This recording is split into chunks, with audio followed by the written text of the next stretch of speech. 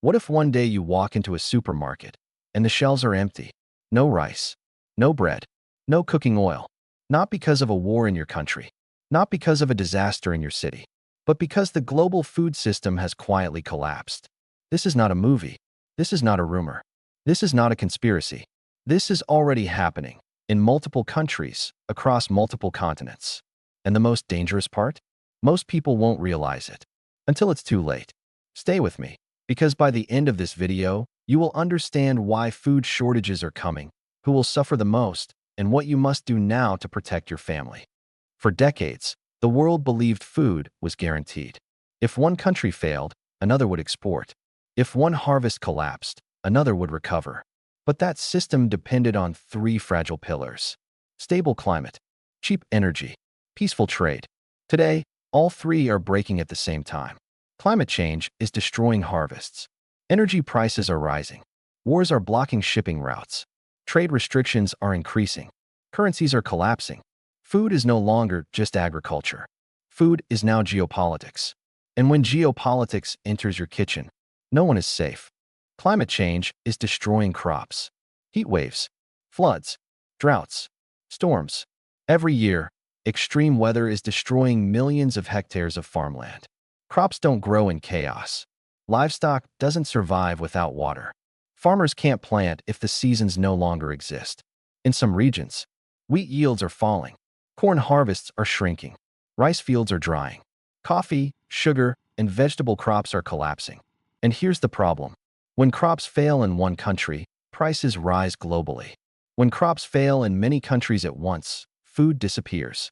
Not slowly, not gently, but suddenly. Most people think food shortages start in farms, but they actually start in factories. Fertilizer, fuel, machinery, transport. Modern farming depends on oil and gas. No fuel, no tractors, no fertilizer, no crops, no transport, no food delivery. In recent years, fertilizer prices have doubled or tripled. Fuel costs have surged.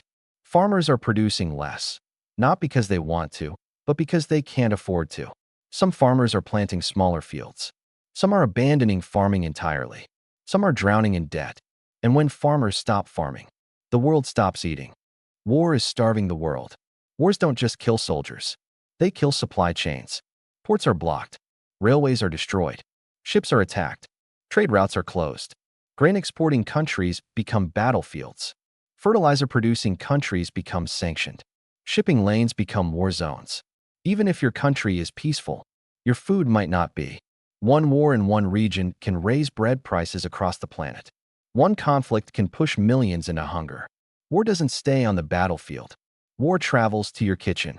Governments don't always tell the public the truth, but their actions reveal everything. Across the world, governments are stockpiling grain, restricting exports, increasing food reserves, buying farmland abroad, preparing emergency food plans. Why? Because they know something the public doesn't. They know the system is fragile. They know shortages are coming. They know panic is more dangerous than hunger.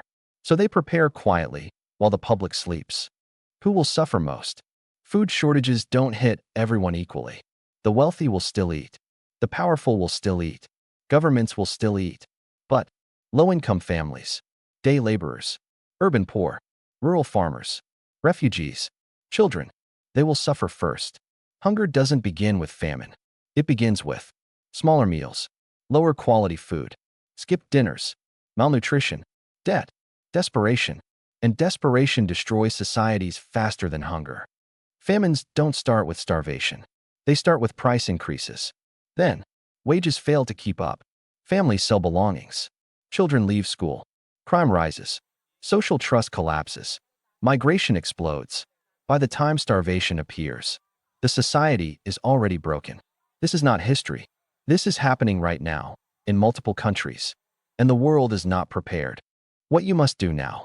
You don't need fear. You need preparation. Here's what you can do, starting today. Buy smart, not panic buy. Slowly build food reserves. Focus on staples. Reduce waste. Every grain matters in times of scarcity. Support local farmers. Local food systems survive when global systems fail. Learn food storage. Dry, seal, rotate, preserve.